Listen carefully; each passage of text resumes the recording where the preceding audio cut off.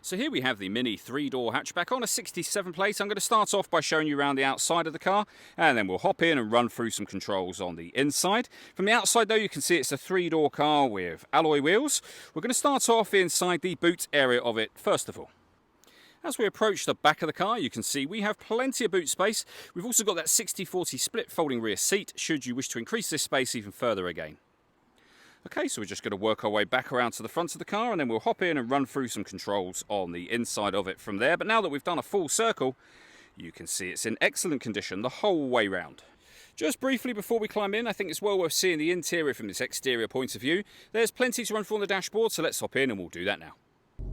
Okay, now that we're inside the car, we're going to start with the dials. Over on the left-hand side, we have the rev counter, we have the speedometer in the centre, and over on the right-hand side, the fuel gauge. Also within the speedometer, you can see a digital readout for the speedometer. You can change that information using controls on the end of the indicator stalk, and you can see there the total miles for the car, which are 43,020. Every push of the button will give you a different bit of fuel economy information, back around to that digital readout for the speedometer.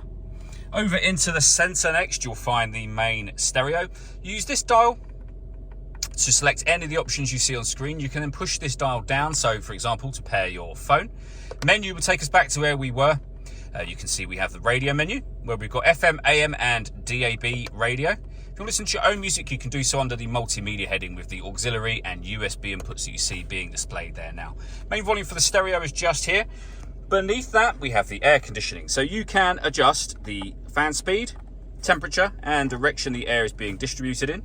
The air conditioning is on at the moment, so that's off. Back on again. You can recirculate the air that's in the car. That's a great way of heating it up or cooling it down quickly, depending on the temperature you've set just here. We have a heated driver's seat with 3 different heat settings, and the same over here for the passenger side as well. Beneath that, this button starts and stops the engine, whereas this one turns off the stop and start, which is a different thing altogether. So it's off when this light shows, but it's designed so that the car will cut out when it's stationary in traffic to save you fuel, and the engine will fire up as soon as you go to pull away.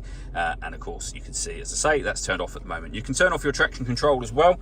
We have a 12-volt charging socket, USB and auxiliary inputs, and then the 6-speed manual gearbox. All that leaves me to say is thank you for taking the time to watch this video. If you'd like to come and see the car for yourself and have a test drive, please feel free to give us a call here at 7daysonly.co.uk. We'd love to hear from you soon.